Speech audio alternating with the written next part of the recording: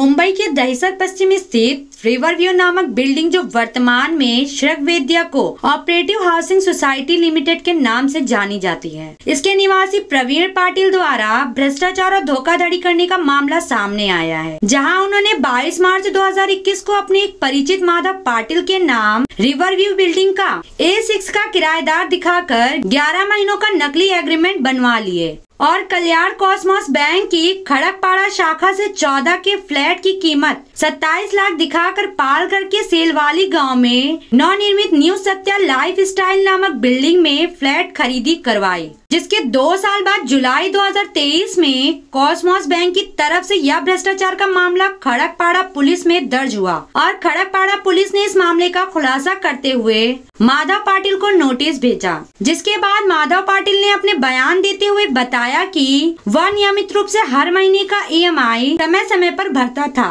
उसके बावजूद वह आज तक फ्लैट से वंचित है और कॉस्मोस बैंक और खड़कपाड़ा पुलिस की कार्यवाही में उसका आर्थिक और मानसिक रूप से काफी नुकसान हुआ है। हालांकि माधव पाटिल की लिखित शिकायत पर MHB पुलिस और प्रशासनिक अधिकारियों ने उसे हर तरह से न्याय दिलाने का आश्वासन दिया है, मगर अब देखना यह है कि पुलिस और प्रशासन की तरफ से माधव पाटिल को कब तक न्याय मिलता है। पेश है मुंबई की यहाँ एक रिपोर्ट।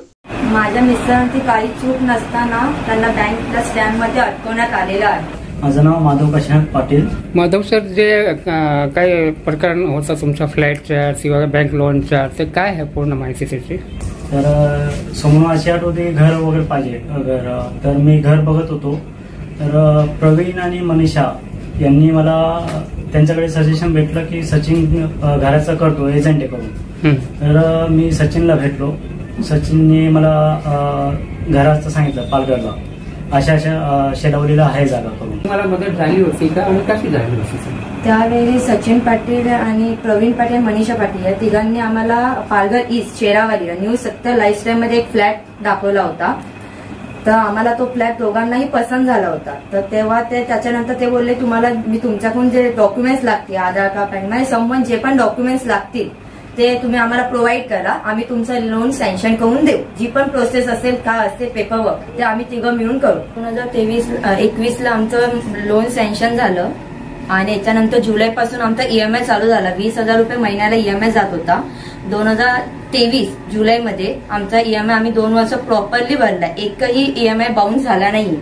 फ्लॅट भेटल्यानंतर किती दिवसानंतर हा पूर्ण प्रकरणाची माहिती प्रकरण जेव्हा 2021 मध्ये जेव्हा प्रोसेस चालू झाली होती, त्यांनी माझ्याकडनं पेपरवर्क मागितला होता, म्हणजे लोनसाठी की काय तुझं सॅलरी स्लिप, बँक स्टेटमेंट, आधार कार्ड, पॅन कार्ड वगैरे, तर मी ते दिलं, त्यांना सबमिट केलं। नंतर 2 वर्ष झाल्यानंतर मला कळवा पोलीस चौकीमधून फोन आला की तुम्हाला हा चौकीत हजर राहायचं आहे। मी लगेच फोन ठेवला आणि प्रवीण पाटीलला कॉल केला की बाबा मला पोलीस चौकीत बोलवलंय, उद्या हजर राहायचंय, पण तो सरळ हात वरती करत होता की मी येणार नाही आणि तू माझं नाव घेऊ पण नको।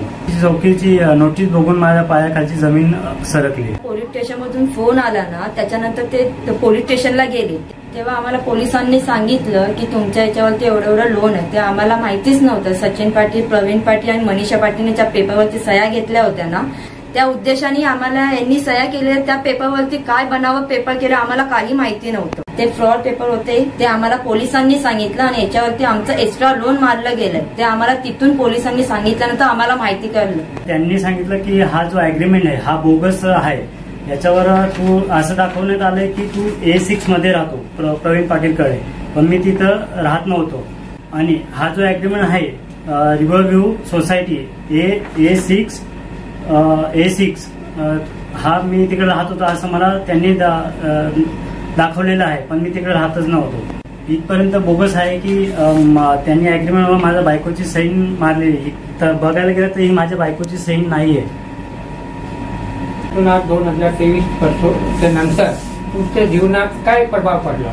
पहिली गोष्टचा माझा जॉब गेला आणि आमच्यासोबत जे झालंय ते इतर कोणाही सोबत होऊ नये ही माझ्या सेवाचरणी प्रार्थना मी करते। आणि जे लोक फसले याच्यामध्ये त्यांचे पण इन्व्हेस्टिगेशन व्हायला पाहिजे।